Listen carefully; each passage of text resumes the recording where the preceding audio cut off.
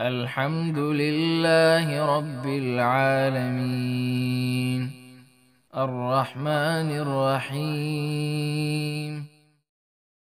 تو حضرت علی بڑے خوش ہوئے کہ یا رسول اللہ اس سے بڑی بھی کوئی سعادت ہو سکتی ہے کہ مجھے اللہ کا نبی اپنا بھائی بنا لے۔ اب دیکھیں انصار کا کمال اور قربانی اور ایثار کہہ دینا تو بڑا آسان ہے۔ یہ جذبہ، یہ چیزیں اسلام کا سبق تھی۔ افسوس، صد افسوس کہ آج یہ تمام چیزیں غیر قوموں نے اپنا لی، ہماری ساری اچھائیاں انہوں نے لے لی اور اپنی ساری برائیاں ہمارے کھاتے میں ڈال۔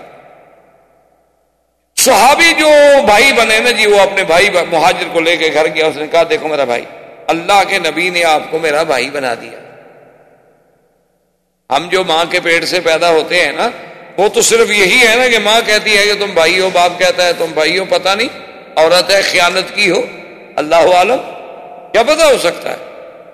لیکن تمہارے بھائی ہونے میں تو کوئی شبہ نہیں کہ تمہیں تو میرے نبی محمد رسول اللہ نے میرا بھائی بنایا ہے صلی اللہ علیہ وسلم۔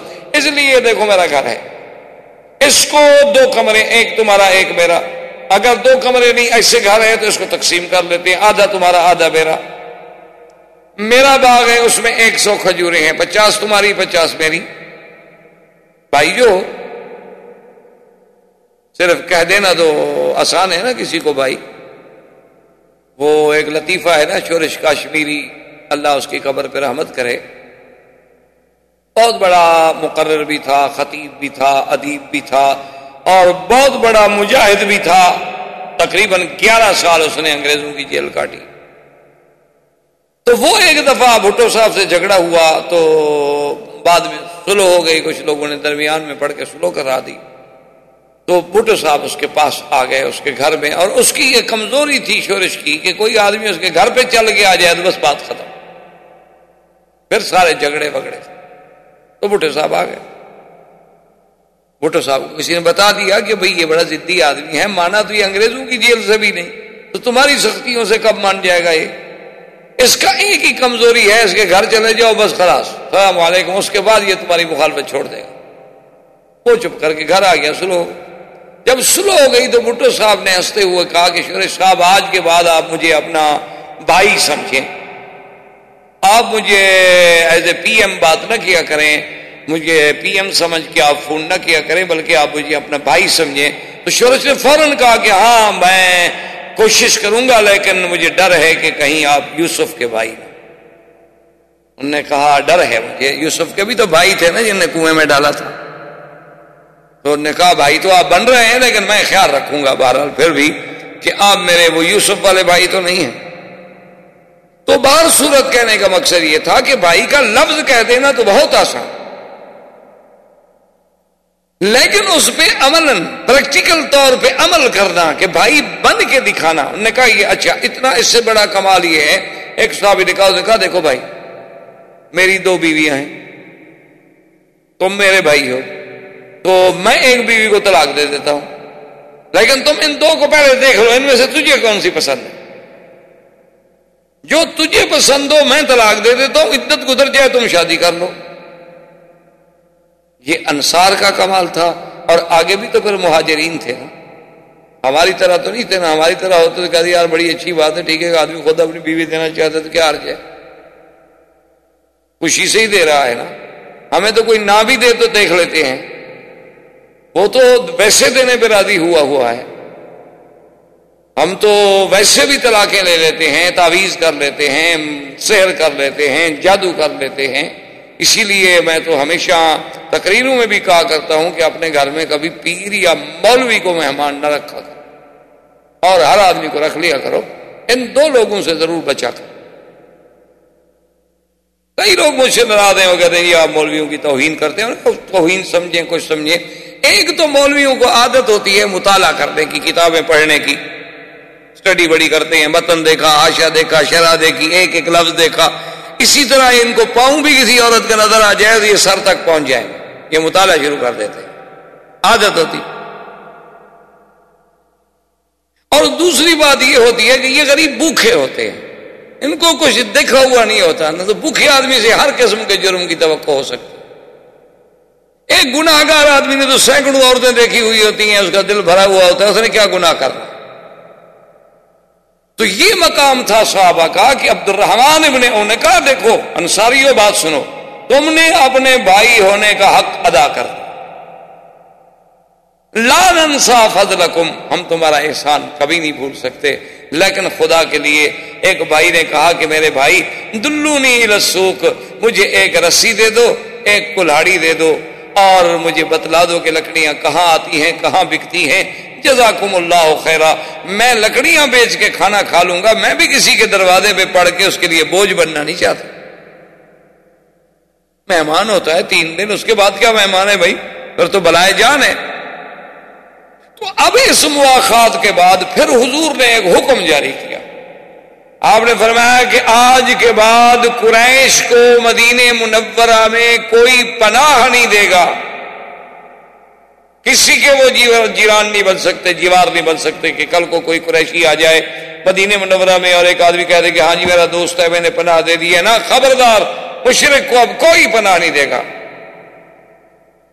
اور دوسرا حضور نے حکم جاری کیا کہ اب کسی غیر ملک سے یا غیر قوموں سے جو معاہدے ہوں گے وہ صرف محمد الرسول اللہ کریں گے صلی اللہ علیہ وسلم، اب کسی یہودی کو یہ حق نہیں، اب کسی کعب بن الاشرف کو، بنو قریظہ کو، بنو نذیر کو، بنی قینقاع کو، ان کے سرداروں کو کوئی حق نہیں، اب یہ حق صرف اسلام کا ہے۔ اگر کسی قوم سے معاہدہ ہوگا، عہود ہوں گے، مواثیق ہوں گے، معاہدات ہوں گے تو وہ صرف ہم کریں گے اور کوئی نہیں کرے گا۔ اور اس کے بعد جناب یہ ہے کہ حضور پاک سرکار دو عالم صلی اللہ علیہ وآلہ آلہ وصحبہ وسلم تسلیما کثیرا کثیرا نے نماز کا حکم، کیونکہ یاد رکھیں نماز میں کئی ادوار گزرے ہیں، جو نماز ہم پڑھتے ہیں جو اہم العبادات جو صلہ ہے بین العبد و بین الرب، اس میں کئی ادوار گزرے ہیں۔ پہلے زمانے میں صحابہ نماز پڑھتے تھے لیکن نماز فرض نہیں تھی، یعنی ابتدائی اسلام میں مکے میں حضور بھی نماز پڑھتے تھے، صحابہ بھی نماز پڑھتے تھے، لیکن نماز فرض کوئی نہیں تھی، اپنے منشے سے کسی نے پڑھ لی کسی نے نہ پڑھی۔ پھر سب سے پہلے فرض ہوئی نماز کون سی؟ یہ 5 نمازیں نہیں، صرف تہجد رات کی نماز فرض ہوئی حضور پر بھی اور صحابہ پر کہ یا ایھا المزمل قم اللیل الا قلیلا نصفہ او انقص منہ قلیلا او زد علیہ ورتل القرآن ترتیلا۔ قم اللیل، حکم یہ تھا کہ میرے مدنی قم اللیل الا قلیلا، رات کا زیادہ حصہ عبادت کرو، تھوڑا سا آرام کر لو، تھوڑا سا حصہ، اس کے بعد پھر تھوڑی سی اللہ نے رعایت کی، اللہ نے فرمایا قم اللیل الا قلیلا نصفہ او انقص منہ قلیلا، یا آدھی رات عبادت آدھی رات آرام، یا پھر ایسا کریں چلو آدھی رات سے بھی کچھ کم عبادت کر لو، زیادہ حصہ آرام کر لو۔ سب سے پہلے جو فرض ہوا وہ رات تہجد کی نماز تھی، قیام اللیل جسے آپ کہہ سکتے ہیں۔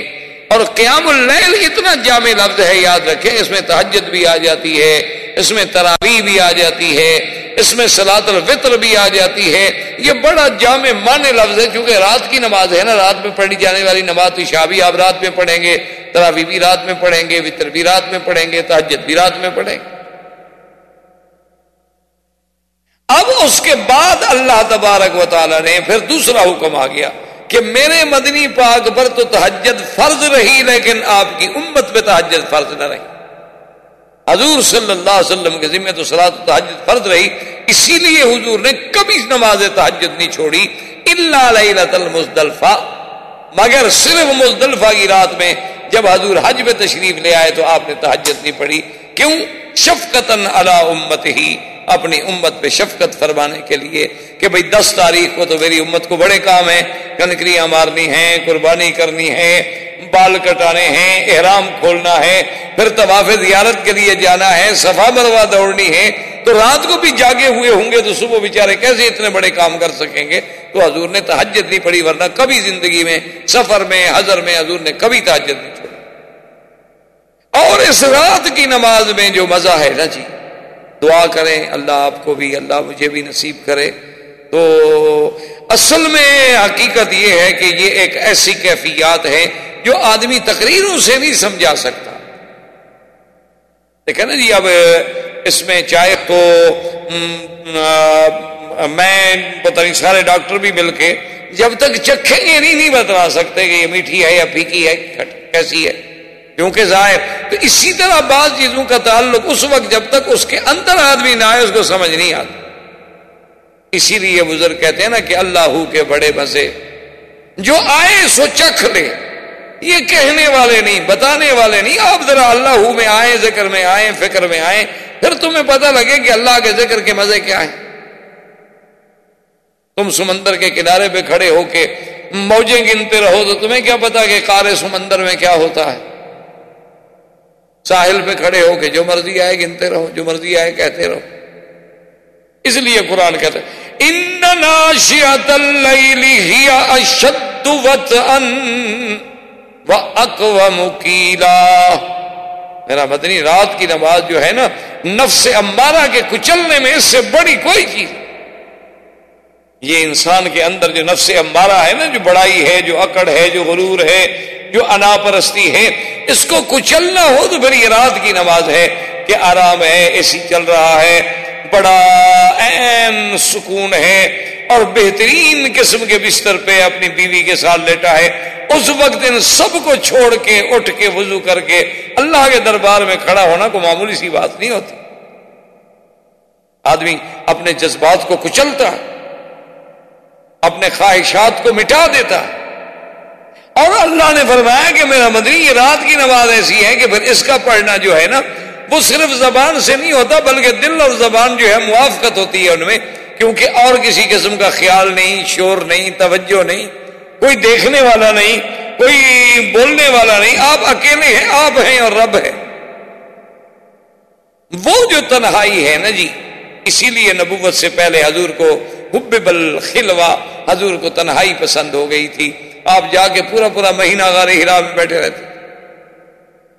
اسی لیے اب بھی علماء اولیاء اللہ اور صحیح معنوں میں جو صوفیاء کرام ہیں، قرآن و سنت کی روشنی میں چلنے والے، اب بھی وہ اسی لیے اپنے تلامذہ کو بطور علاج جو ہے ان کو علیحدہ رکھتے ہیں کہ بھئی مجالس سے بچو، خلوت سے بچو، الگ بیٹھو، ذکر کرو، مراقبہ کرو، اپنے اعمال پہ توجہ کرو، اپنے نفس پہ توجہ کرو، اپنے دل پہ توجہ کرو، روز جو کچھ آپ نے آج کے دن میں کیا ہے اس پہ توجہ کرو۔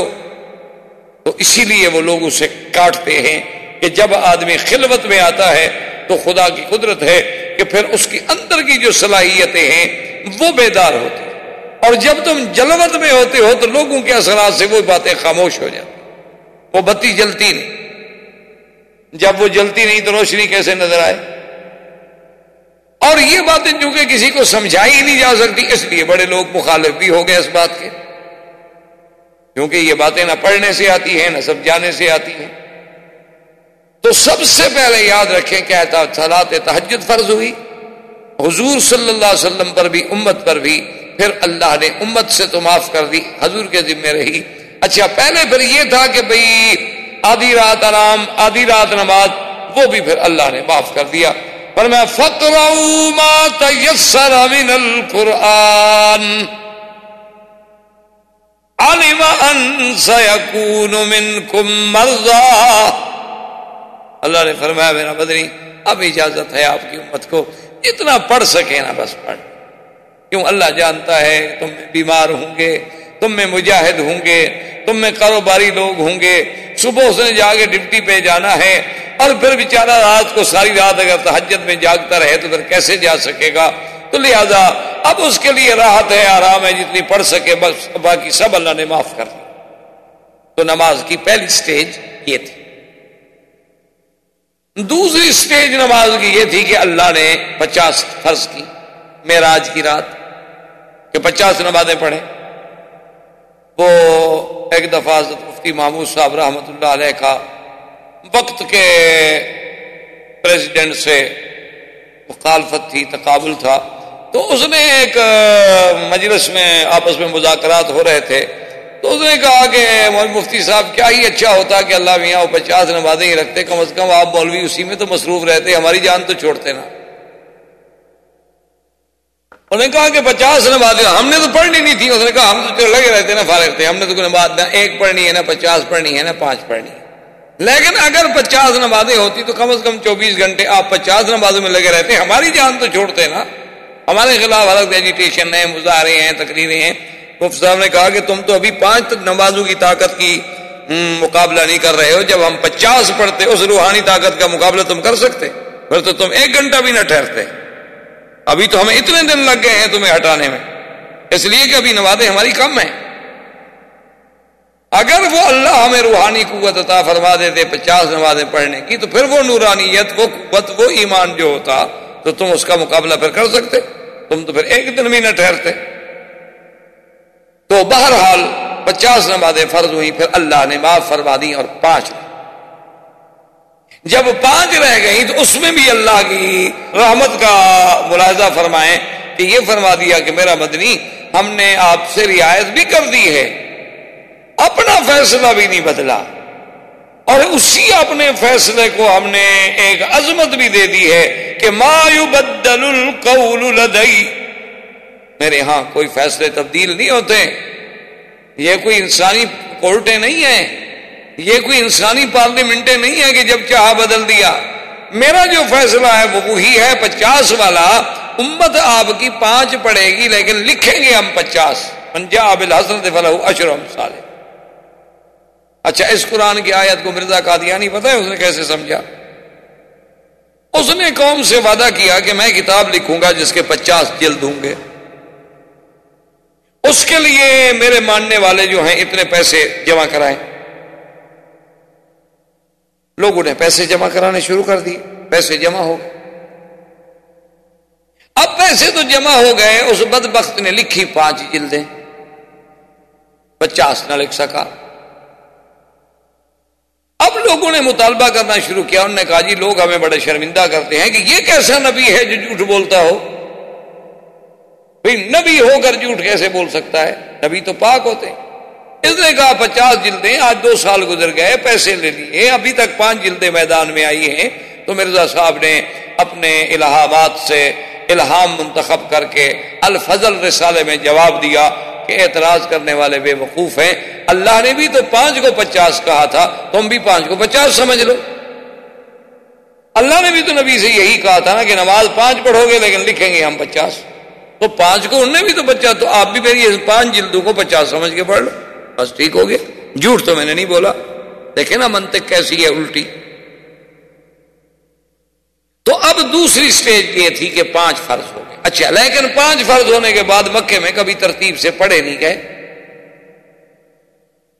مدینہ منورہ میں آنے کے بعد بھی 5 فرض یوں نہیں پڑھے گئے جیسے آپ پڑھتے ہیں. 5 نمازیں تو پڑھی جاتی تھی لیکن 2 رکعت کر کے، ہر نماز 2 رکعت، فجر، ظہر، عصر، مغرب، عشاء سب 2 رکعت. اس کے بعد پھر حکم آیا جس میں اضافہ کیا گیا نمازوں کا کہ سفر میں تو نماز 2 رکعت رکھی گئی جو اصل تھی، لیکن حضر میں اللہ تبارک و تعالیٰ نے اس کو زیادہ کر دیا کہ ظہر کی 4، عصر کی 4، عشاء کی 4، مغرب کی 3، لیکن فجر کی 2 رہنے دی گئی اپنی اصل پہ. تو نماز میں یہ ادوار آئے، اور یہ سارے دور کہاں آئے؟ مدینہ منورہ میں ہجرت کے بعد. اب اسی طرح دیکھیں کہ پھر نماز پڑھنے کے لیے ایک مسئلہ تھا، ابھی نماز کیسے اکٹھے پڑھیں؟ کوئی انتظام تو تھا نہیں اکٹھے پڑھنے کا. کیسے جمع ہوں، کیا کریں؟ 2 آدمی 4 آدمی سورج کو دیکھ کر سائے کا اندازہ لگا کہ بھی ہاں اب زوال ہو گیا ہے، ہم نے نماز پڑھنے جانا ہے ظہر کی. اچھا جی، اب سایہ جو ہے 1 مثل ہو گیا، 2 مثل ہو گیا، اب ہم نے عصر کی پڑھنی ہے. اب جی غروب ہو رہا ہے، ہم نے عشاء کی پڑھنی ہے. اب عشاء مغرب کی پڑھنی ہے، اور مغرب کے غروب کے بعد جی اب شفق ڈوب گیا، چلو جی ہم جا کے عشاء کی نماز پڑھائیں. تو اس سے اندازہ لگایا جاتا تھا، اور کوئی چیز جمع کرنے والی مسلمانوں کے پاس نہیں تھی کہ اس سے وہ جمع ہو جائیں۔ اس پہ حضور نے ایک دن صحابہ کو بلایا، آپ نے فرمایا کہ بھی مشورہ کرو، یہ تو بڑی مشکل بات، کسی کو سایہ نظر آیا، کسی کو سایہ نظر نہیں آیا، کوئی بیچارہ زوال کو صحیح طریقے سے سمجھ سکا، کوئی نہ سمجھ سکا، یہ تو بڑا مشکل۔ اس کے لیے ہمیں اہتمام کرنا چاہیے۔ اچھا پھر دو آدمی جائیں جی بلاؤ سب کو، نماز نماز نماز، چلو کوئی گھر ہے کوئی نہیں، کسی نے آواز سنی کسی نے نہیں سنی، تو صحابہ نے کہا ٹھیک ہے۔ ایک صحابی نے کہا یا رسول اللہ صلی اللہ علیہ وسلم میری تجویز یہ ہے کہ ہم ایسا کیوں نہ کریں کہ آگ جلا دیا کریں، آگ کی روشنی دے کے سمجھے مسجد کے قریب سے آگ کی روشنی اٹھے۔ تو انہیں کہا، حضور نے فرمایا بھئی یہ آگ سے تو اچھی بات نہیں ہے، اور آگ جو ہے یہ تو مجوسیوں نے اس کی عبادت کی ہوئی ہے، اس کو جلاتے ہیں، اسی لیے آپ نے دیکھا نا جی کہ آتش پرست جو ہیں آج بھی موجود ہے، مجوسی پارسی جنہیں آپ پارسی کہتے ہیں، اور ان کا عقیدہ ہے کہ ان کے جو معبد ہے ان میں آگ جلتی رہے، آگ بجھنی نہیں چاہیے، کیوں آگ بجھ گئی تو خدا بجھ گیا نا۔ تو حضور نے فرمایا کہ نہیں یہ تھے نہیں، انہوں نے کہا حضور ایسا کرتے ہیں کہ ناقوس جو ہے، ناقوس کہتے ہیں سینگ ہوتے ہیں، سینگ آپ نے دیکھا ہوگا ہندوستان میں پاکستان میں ہمارے ملکوں میں یہ مرضیں موجود ہیں نا، وہ سینگ بجانے والے فقیر ہوتے ہیں، آواز دیتے ہیں، بھیک مانگتے رہتے ہیں، جوگی ووگی اس قسم کے کالے سے سینگ اٹھائے ہوتے ہیں، اس میں آواز مارتے ہیں، وہ بچے خوش ہو گئے اکٹھے ہو گئے، انہوں نے بھیک مانگ لی، انہوں نے اپنے پیسے اکٹھے کر دیے، تو اس کو ناقوس کہتے ہیں عربی میں۔ تو نصارہ جو تھے یہ بھی اپنے گرجاؤں کے باہر ناقوس کے ذریعے آواز دیتے تھے اور لوگ عبادت کے لیے جمع ہوتے تھے۔ تو انہوں نے کہا کہ جی ہم ناقوس لے لیتے ہیں، اور اذان کے وقت میں ایک آدمی دیوار پہ کھڑا ہو گیا اور ناقوس بجایا، لوگ سمجھ گیا ابھی ظہر کا وقت ہو گیا۔ سب کو یہ تجویز پسند آئی، حضور پاک بھی چپ ہو گئے، لیکن آپ کو پسند تو نہیں آئی، لیکن حل کوئی نہیں۔ اچھا جی اب ناقوس کہاں سے ڈھونڈے؟ مسلمانوں کے پاس تو ناقوس تھا نہیں نا بجانے والا، آج کے مسلمان ہوتے تو خیر سب کچھ مل جاتا، اسی حال تک پہنچ جاتا، اس وقت تو صرف ناقوس ڈھونڈنا بڑا مشکل تھا نا۔ آج کا ماشاءاللہ اگر مسلمان ہو اور خاص طور پہ ہمارے کالج کے بچے ہوں تو ان کے پاس تو جدید آلات موسیقیہ کی پوری رینج ہوتی ہے، نہیں کہ ایک آدھا ہو، معلوم ہوتا ہے کہ نسلاً میراثی تھے، اور بڑے آدمی ہونے کی دلیل ہے جس کے گھر میں گٹار ہو، سٹار ہو، سرمنڈل ہو، طبلہ ہو، کیا کیا بلائیں ہوں پتہ نہیں، اس کی یہ دلیل ہے کہ یہ بڑا خاندانی آدمی ہے، کیونکہ جس کا وارث ہے پیچھے یہ چیزیں کس کی ہیں، بڑا تو ہوا نا۔ اور پھر اس کو لوگ بڑا رنگ دیتے ہیں کہ جی یہ تو نوابوں کے شوق ہوتے تھے، بھی ہاں آپ کو پتہ یہ بھی ہونا چاہیے نواب پیدا کہاں ہوتے تھے، اکثر کوٹھوں کی پیداوار ہے۔ اللہ تبارک و تعالی بس معاف کرے، قدرت ہر چیز سے انتقام لے، جب تم کسی کی بے عزتی کرتے ہو اللہ معاف نہیں کرتے، جب تم کسی کی عصمتوں سے کھیلتے ہو اللہ معاف نہیں کرتے، پر تمہاری بچیاں بھی انہی جگہوں پہ بیٹھی ہو۔ یعنی آپ حیران ہوں گے، میں جس شورش صاحب کی بات کر رہا تھا اس نے ایک دفعہ اعلان کیا کہ میں، اور بڑا زبردست یعنی صاحب قلم تھا، تو اس نے اعلان کیا کہ میں اب کتاب لکھوں گا جس میں میں بتاؤں گا کہ فلاں فلاں مغنیہ جو ہے اور رقاصہ جو ہے اور ڈانسر جو ہے اور فلم ایکٹریس جو ہے کس کس کی بیٹی ہے۔ وہ جناب پوری دنیا ہل گئی نا، بڑے بڑے گدی نشین، بڑے بڑے پردہ نشین، بڑے بڑے سجادگان، بڑے بڑے مولوی، بڑے بڑے پیر، بڑے بڑے صنعت کار، ساہوکار، سرمایہ دار جناب ہل گئے، رات کو جا کے گورنر کے پاؤں پڑ گئے، خدا کے لیے شورش کرو، اگر یہ پردہ اٹھاتا ہے تو پھر تو کچھ بھی نہیں بچے گا۔ یہ تو ہماری بدقسمتی ہے۔ اب کتنا بڑا ملک ہے ہندوستان، کتنا بڑا ملک ہے پاکستان، دعا کریں اللہ مسلمانوں کے حال پہ رحمت کرے۔ آج تک وہ سارے ملک عورتوں کے ہاتھ میں ہی کھیل رہے ہیں نا، پورے آپ اپنے اقتدار کو دیکھ لیں، 50 سال گزرے ہیں تو عورت کتنا عرصہ رہی، اب بھی عورت کے بغیر تو پارٹی نہیں چل پائی۔ ہمارے ہاں بھی عورت، بنگلہ دیش کا مسلمان ہے وہاں بھی عورت، ترکی کا مسلمان ہے وہاں بھی عورت، مرد تو ویسے ختم ہو گئے، اچھی بات ہے کہ چوڑیاں پہن کے گھر بیٹھ جائیں۔ کتنا بڑا انتقام کفر ہم سے لے رہا ہے کہ تم اسلام میں جس صنف کو یہ حق نہیں دیتے ہو ہم اسے تمہارے سروں پہ لائیں گے، اور وہ اپنی طرف سے پورے عالم کو ایک آزادی کا سبق پڑھا رہا ہے کہ دیکھو ہماری حریت کا کتنا بڑا مقام ہے کہ ہم عورتوں کو، جو کچلی ہوئی قوم ہے، جو 2 کو 1 کے برابر کیا گیا، جس کی گواہی آدھی کر دی گئی، جس کا میراث آدھا کر دیا گیا، دیکھو ہم اس کو اٹھا رہے ہیں۔ یہ بڑے بھیانک چیزیں ہیں، بھیانک باتیں ہیں، اللہ معاف کرے۔ تو بہرحال ناقوس کے لیے جو تھا تلاش شروع ہوئی کہ جی ناقوس تلاش کرو، کہاں سے تلاش کرو بھائی؟ لازمی بات ہے کہ عیسائی سے خریدو، مسلمانوں کے گھر میں ناقوس کا کیا کام؟ ابھی وہ ناقوس نہیں ملا تھا کہ ایک صحابی تھے جن کا نام تھا عبداللہ ابن زید رضی اللہ تعالی عنہ، وہ آئے حضور کی خدمت میں دوڑے دوڑے، یا رسول اللہ انی رأیت رؤیا رأیت رؤیا رأیت رؤیا یا محمد، حضور میں نے ایک خواب دیکھا۔ فرمایا کیا خواب دیکھا؟ انہوں نے کہا حضور میں ہی بس ایسے بیٹھا ہوا ہوں، ایسے ایک بندہ آ گیا، اس نے کہا کہ تم ناقوس کیوں ڈھونڈ رہے ہو؟ انہوں نے کہا نماز کے اعلان کے لیے۔ انہوں نے کہا کمال کرتے ہو، مسلمانوں کا ناقوس سے کیا کام ہے؟ اور میں تمہیں سکھاتا ہوں۔ یا رسول اللہ وقام وقال اللہ اکبر اللہ اکبر اللہ اکبر اللہ اکبر اشہد ان لا الہ الا اللہ، پوری اذان۔ اور یا رسول اللہ میں نیند سے اٹھا تو مجھے یاد ہے پوری، اس میں ایک لفظ بھی خطا نہیں۔ حضور پاک نے فرمایا کہ میرے صحابی تمہیں اللہ کی طرف سے یہ خواب دکھایا گیا ہے، لہذا اسی کو ہم ثابت کرتے ہیں۔ میں حکم دیتا ہوں کہ ہر نماز سے پہلے یہی اذان دی جائے، لیکن علم بلالا، تم بلال کو سکھا دو۔ وجاء عمر وقال یا رسول انی رأیت الرؤیا، حضرت عمر آئے، انہوں نے کہا رسول اللہ میں نے خواب دیکھا ہے، مجھے اذان دکھائی گئی، سنائی گئی۔ انہوں نے کہا تم نے کیا سنا؟ حضرت عمر نے وہی سنا دیا، حالانکہ پہلے تو اذان تھی نہیں۔ فأقر رسول اللہ صلی اللہ علیہ وسلم، حضور پاک نے اس کو ثابت کر دیا۔ اس لیے ایک مسئلہ سمجھ لیں کہ مثلا کوئی کام دوسرا کرے حضور کے سامنے اور حضور اس کو منظور کر لے تو وہ بھی سنت ہوتی ہے، اگر وہ کام غلط ہو تو حضور روک دیں گے فوراً۔ یعنی حضور کا خود کرنا وہ بھی سنت، حضور کا فرما دینا، خود نہیں کیا لیکن ایک حکم دے دیا، اس پر عمل کرنا بھی سنت ہے۔ اور حضور کے سامنے کوئی دوسرا عمل کرے لیکن اس کو حضور منع نہ فرمائے وہ بھی سنت ہے، اس لیے کہ اگر وہ کام غلط ہو تو حضور تو روک دیں گے، حضور کیسے اجازت دیں گے کہ اللہ کے نبی کے سامنے غلط کام ہوتا رہے؟ تو حضور پاک نے اذان کو ثابت کر دیا۔ اس کے بعد سے سب سے پہلا مؤذن اسلام جو ہے وہ سیدنا بلال رضی اللہ تعالی عنہ ہے، اس کے بعد مؤذن ہوئے، اس کے بعد عبداللہ ابن ام مکتوم بھی مؤذن ہے۔ حضور پاک رمضان میں دونوں کی ڈپٹی لگاتے تھے کہ بلال اذان دے گا لوگ ساری کھانا شروع کر دیں، عبداللہ ابن ام مکتوم اذان دیں گے بند کر دیں، بھائی روزے کا ٹائم ختم ہو گیا۔ تو اس وقت عبداللہ ابن مکتوم بھی مؤذن بنے، اور اسی طرح ابی محذورہ رضی اللہ تعالی عنہ وہ بھی مؤذن تھے محمد رسول اللہ کے، لیکن ان کو حضور نے پھر مکے کا مؤذن بنایا۔ ابھی محذورہ جو تھے ان کو حضور صلی اللہ علیہ وسلم نے مؤذن بنایا مکہ مکرمہ میں، اور ان کو حضور نے اذان بھی خود سکھلائی۔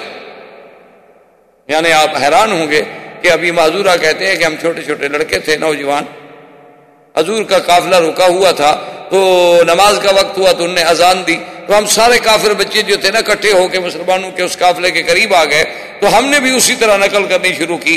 جب بلال گئے اللہ اکبر، ہم بھی کہا اللہ اکبر، ہم بھی چھیڑے شرارت۔ حضور نے صحابہ کو حکم دیا ان کو پکڑ لیا، صحابہ بھاگے، پکڑ لیا، تو بچے کھیل رہے تھے، جب پکڑ لیا حضور نے فرمایا اچھا تم میں سب سے زیادہ اونچی آواز کس کی تھی جو زیادہ شور مچا رہا تھا؟ ابھی معذورہ کہتے ہیں میں ڈر گیا جو کہ سب سے آواز بلند تو میری تھی ان سے، میں تو خیر چپ کر گیا، لیکن سب نے کہا حضور یہ تھا جیسے بچے پکڑ لیا نا، وہ کہتا اس نے مارا تھا، میں نے تھوڑا مارا، اس نے مارا تھا۔ حضور نے کہا اچھا تم سب جاؤ، تم بیٹھے رہو۔ یہ تو پھر نصیب کی بات ہے نا، مکتب عشق کے انداز نرالے دیکھے، چھٹی بھی اس کو نہ ملی جس نے سبق یاد کیا۔ یہ تو نصیبوں کی باتیں ہیں، یہ ہر کسی کے بس میں نہیں ہے۔ حضور نے فرمایا اچھا تم زیادہ شور کر رہے تھے، کیوں؟ آپ نے فرمایا اچھا دیکھو ادھر قریب آئے، قریب۔ آپ نے فرمایا اب جو میں کہتا ہوں تم اسی طرح کہو، اللہ اکبر کہو۔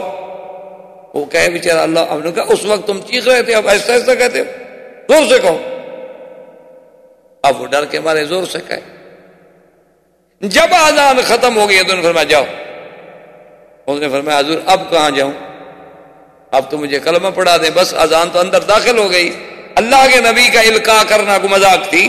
اللہ کا نبی جب کسی کو خود پڑھا رہا ہو، وہ سبق صرف زبانوں تک نہیں رہتا، وہ تو پھر دلوں میں اتر جاتا ہے۔ جب پڑھانے والا محمد مصطفیٰ صلی اللہ علیہ وسلم، ان کی بات پھر کون بھول سکتا؟ اتنی دیر کی صحبت، حضور کا اس کو توجہ بھر کے دیکھنا، حضور کا خود اس کو پڑھانا، یہ کوئی معمولی سی بات تو نہیں ہوتی نا۔ اسی کا اقبال نے کہا تھا نا کہ نگاہ مرد مومن سے بدل جاتی ہے تقدیریں، وہ ہر مومن مومن نہیں ہوتا۔ تو اب جناب ابھی محظورہ کو حضور نے مؤذن مکے کا بنا دیا، تو اب یہ اذان کا ابتدا جو ہے اذان کی وہ کہاں سے ہوئی؟ مدینہ منورہ سے۔ اور نماز کی ترتیب کے ساتھ جماعت کا قیام کہاں سے ہوا؟ مدینہ منورہ سے۔ اچھا، اور خدا کی شان ہے کہ اسی اثنا میں ہجرت کے فوراً بعد مدینہ منورہ میں ایک عجیب کیفیت پیدا ہو گئی کہ کسی مسلمان کے گھر میں کوئی بچہ اگر لڑکا پیدا ہو تو مر جائے اور لڑکی پیدا ہو تو زندہ رہے۔ یعنی عجیب بات تھی، یعنی دنیا میں ایسا کبھی نہیں ہوتا کہ 4 مہینے ہجرت کے بعد کسی مسلمان کے گھر میں پہلے تو لڑکا ہوتا ہی نہیں تھا، لڑکی ہو جائے، اور اگر لڑکا پیدا ہو وہ مر جائے۔ اچھا، پہلا مہینہ گزر گیا تو کسی نے غور نہیں کیا بھائی ایسے ہو سکتا ہے، اتفاق ہے۔ اب دوسرا مہینہ گزرا، انہوں نے کہا ہو سکتا ہے موسم کا فرق ہو گیا ہو، بھئی ویدر چینج ہو گیا ہے، مدینے میں رہتے تھے وہاں گرمی تھی، یہاں کچھ تھا، یہ تھا وہ تھا، ہو گیا ہوگا، اتفاق کی بات ہے۔ اچھا، اب تیسرا مہینہ گزرا، پھر تھوڑا سا لوگوں کو شبہ پڑنا شروع ہوا، پھر جب چوتھا مہینہ گزرا تو لوگ اور گھبرائے، اور یہودیوں نے پورے مدینے میں شور کر دیا، انہوں نے کہا سحرنا المسلمون، ہم نے مسلمانوں پہ جادو کر دیا، خلاص ان کی نسل ہم نے بند کر دی ہے، اب کوئی لڑکا پیدا نہیں ہوگا۔ جب لڑکا پیدا نہیں ہوگا تو یہ کب تک زندہ رہیں گے؟ مر گئے، بات ختم ہو گئی۔ جب اولاد ہی نہیں ہوگی، نسل ہی نہیں ہوگی، تو ان کے بعد ان کا نام کون لے گا؟ تو خدا کی شان دیکھیں کہ اس کافروں کے اور یہودیوں کے اس مکر کو، اس قید کو، اس غدر کو توڑنے میں بھی ابو بکر کا گھرانہ اللہ نے منتخب کیا۔ بی بی اسماء ہجرت کر کے پہنچی، اور بی بی اسماء کون ہے؟ اخت عائشہ بنت ابی بکر، بی بی عائشہ کی بہن ہے اور ابو بکر کی بیٹی ہے، لیکن دونوں کی ماں علیحدہ ہے۔ بی بی عائشہ کی ماں الگ تھی، بی بی اسماء کی ماں الگ تھی۔ بی بی اسماء آئی مکے سے ہجرت کر کے، اور جس دن مدینہ پہنچی اسی دن بچہ پیدا ہوا۔ پتہ ہے اس بچے کا نام کیا تھا؟ عبداللہ ابن زبیر رضی اللہ۔ اور جب بچہ پیدا ہوا تو جناب لوگ اس کو فوری طور پر اٹھا کے حضور کی خدمت میں لے آئے۔ فحنک رسول اللہ صلی اللہ علیہ وسلم، حضور نے کھجور لے کے اپنے منہ مبارک میں نرم کی، جب وہ نرم ہو گئی تو تھوڑا سا ٹکڑا توڑ کے عبداللہ بن زبیر کے تالو سے لگایا، اس کو کہتے ہیں تحنیک۔ تو اول ما دخل فی جوفہ ریق رسول اللہ صلی اللہ علیہ وسلم، سب سے پہلی چیز جو عبداللہ بن زبیر کے اندر داخل ہوئی ہے وہ حضور کا لعاب تھا۔ اچھا جی، 1 دن گزر گیا، 2 دن گزر گئے، 4 دن گزر گئے، 10 دن گزر گئے، عبداللہ بن زبیر زندہ ہے، بچے پہ موت نہیں آئی، بچہ ٹھیک ٹھاک ہے، ماں بھی زندہ ہے، بچہ بھی زندہ ہے۔ تو لوگوں نے پتہ ہی کیا کیا؟ عبداللہ بن زبیر جو چھوٹے سے تھے نا، ان کو ایسے نکال کے پورے مدینے میں مظاہرہ کیا اور نعرے لگائے اللہ اکبر اللہ اکبر، کیا جھوٹ بولتے ہیں یہودی، جادو کر دیا، جادو کر دیا، یہ دیکھو مسلمانوں کا لڑکا پیدا ہو گیا کہ نہیں ہو گیا۔ کیا عجیب اتفاق ہے۔ عبداللہ ابن عمر رضی اللہ تعالی عنہما سے روایت ہے، وہ فرماتے ہیں جب عبداللہ ابن زبیر پیدا ہوا اس وقت بھی مدینے والوں نے اللہ اکبر کے نعرے لگائے، اور جب ظالم حجاج نے مکے میں عبداللہ ابن زبیر کو پھانسی پہ لٹکایا تو اس وقت بھی اس کی جماعت نعرے لگا رہی تھی۔ لیکن پیدائش میں نعرے لگانے والے خیر من ہؤلاء، وہ زیادہ اچھے لوگ تھے کہ وہ اس کی ولادت پہ خوشی کر رہے تھے اور یہ پھانسی پہ خوشی منا رہے تھے۔ عبداللہ ابن زبیر یہ وہ آدمی ہے، اور یہ بی بی اسماء وہ بی بی ہے کہ عبداللہ ابن زبیر پھانسی پہ چڑھا ہوا ہے۔ کہہ دینا بڑا آسان ہے، ایک ماں اپنے بیٹے کو سولی پہ لٹکتا ہوا دیکھے. بی بی اسما جب وہاں سے گزری تو رک گئی, دیکھ کے کہنے لگی کہ اچھا ابھی میرا سوار گھوڑے سے نہیں اترا. یعنی اتنی جرت بہادری کا یہ عالم ہے کہ دیکھ وہ پھانسی پہ ہے, کہتی ہے اچھا ابھی تک میرا سوار گھوڑے پہ بیٹھا. اور اللہ نے وہ عظمت دی کہ جو وہاں سے گزرتا وہ کہتا رحم اللہ عبداللہ ابن الزبیر وَلَعَنَ مَنْ صَلَبَهُ, اللہ عبداللہ ابن زبیر تجھ پہ رحمت کرے اور اس پہ لعنت کرے جس نے تم کو پھانسی دی ہے. حجاج کو پتہ چلا کہ تو کروڑوں لعنتیں برس رہی ہے, جلدی کرو اتارو بس دفن کرنے دو, یہ تو جتنی دیر کھڑا رہے گا اتنی لعنتیں بڑھتی چلی جائیں گی, میرے مقدر میں تو لعنتیں ہی لکھی ہے. تو یہ سب سے پہلا واقعہ جو تھا یعنی بچہ پیدا ہونے والا اور اس رسم بد کو توڑنے والا, یہ بھی مدینے کی ہجرت کے یعنی حضور صلی اللہ علیہ وسلم کے ورود مدینہ کے بعد پیش آیا. اور سب سے پہلا سریہ, سریہ اس کو کہتے ہیں, یاد رکھیں دو لفظ, ایک ہے سریہ ایک ہے غزوہ. آپ کتابوں میں پڑھیں گے لکھا ہوتا ہے سریہ, اور یہ لکھیں گے غزوات. تو غزوہ وہ ہوتا ہے جس جہاد میں حضور پاک خود تشریف لے گئے, وہ غزوہ ہے. اور سریہ وہ ہوتا ہے کہ جس کا حضور نے امر تو فرمایا, حکم تو دیا, لیکن کسی دوسرے کو امیر بنا کے بھیجا اور خود تشریف نہیں لے گئے, وہ سرایا. سب سے پہلا سریہ جو حضور نے ترتیب دیا اس کا امیر کون بنا؟ حمزہ ابن عبد المطلب. اور آپ نے حکم دیا کہ تم جاؤ, راستے میں قافلہ جا رہا ہے قریش کا, ان پہ حملہ کرو. لیکن خدا کی شان ہے کہ وہ جب آئے تو بنی زمرہ کا قبیلہ تھا, اس کا سردار جو تھا وہ درمیان میں حارج ہو گیا. اس نے کہا بھی میں تم لوگوں کو لڑنے, قافلہ میرے علاقے سے گزر رہا ہے, یہاں سے تو گزرنے دو, جب میرا علاقہ ختم ہو جائے پھر وہاں جا کے چاہے لڑو یا حملہ کرو. تو اس وجہ سے وہ قافلہ نکل گیا. حضرت حمزہ بغیر لڑائی کے مدینہ منورہ واپس آ گئے. لیکن سریات و غزوات کی ابتدا جو ہے وہ بھی حضور صلی اللہ علیہ وسلم کے مدینہ منورہ پہنچنے کے بعد ہوئی. اور جوں جوں اب دن گزرتے گئے, جیسے کہ کسی نے کیا بات کی, اس نے کہا ہر نبی آیا جانے کے لیے, لیکن محمد مدنی آئے جانے کے لیے نہیں, چھا جانے. باقی تو جتنے نبی آئے نا جانے کے لیے آئے اور چلے گئے, نبوت ختم, زمانہ ختم. لیکن اللہ کے نبی کی شان یہ تھی کہ جوں جوں وقت گزرتا جا رہا تھا, وَلَلْآخِرَةُ خَيْرٌ لَكَ مِنَ الْأُولَىٰ وَلَسَوْفَ يُؤْتِيكَ رَبُّكَ فَتَرْضَىٰ وَاللَّهُ تَعَالَىٰ أَعْلَمُ وَعِلْمُهُ أَتَمُّ وَمَا عَلَيْنَا إِلَّا الْبَلَاغُ. برادران اسلام, واجب الاحترام بزرگوں, دوستوں, عزیز نوجوانوں, الحمدللہ کہ سلسلہ دروس میں سیرت پاک, سیرت حبیب کبریاء سیدنا محمد مصطفیٰ صلی اللہ علیہ وسلم پر بیان کرنے کا اللہ نے ہمیں موقع بخشا. حضور صلی اللہ علیہ وسلم کی ولادت طیبہ سے لے کر اختصار کے ساتھ اور اپنی کم علمی کے ساتھ ہم نے جو واقعات پڑھے ہیں, ہم اس مقام پہ پہنچے تھے کہ حضور سرکار دو جہاں صلی اللہ علیہ وسلم ہجرت فرمانے کے بعد مکہ مکرمہ سے مدینہ منورہ آپ کا قیام اول مسجد قباء اور قیام ثانی جو ہے وہ مدینہ منورہ ابی ایوب انصاری کے گھر میں ہوا, اور حضور صلی اللہ علیہ وسلم مدینہ منورہ میں استقرار فرمایا. اور سب سے پہلا کام تعمیر مسجد نبوی, اور اس کے بعد حضور نے کچھ احکام دیا. جن احکام میں ایک حکم تو یہ تھا کہ قریش کو کسی شکل میں پناہ نہیں دی جائے, اور نمبر 2 یہ حکم تھا کہ اب اگر کوئی معاہدے ہوں گے باہر کے قبائل سے تو وہ صرف حضور صلی اللہ علیہ وسلم ہی فرمائیں گے اور کسی کو حق نہیں.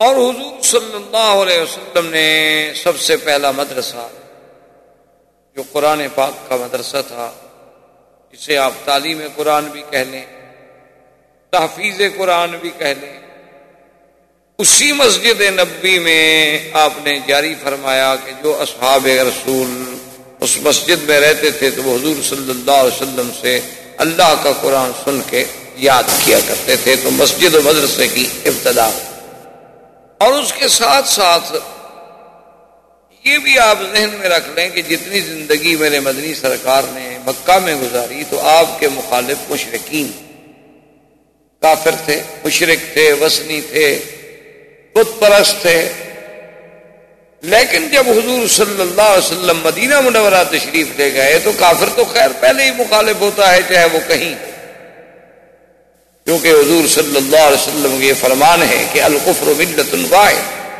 کفر پوری دنیا میں مشرق میں ہو، مغرب میں ہو، شمال میں ہو، جنوب میں ہو، وہ ایک ملت۔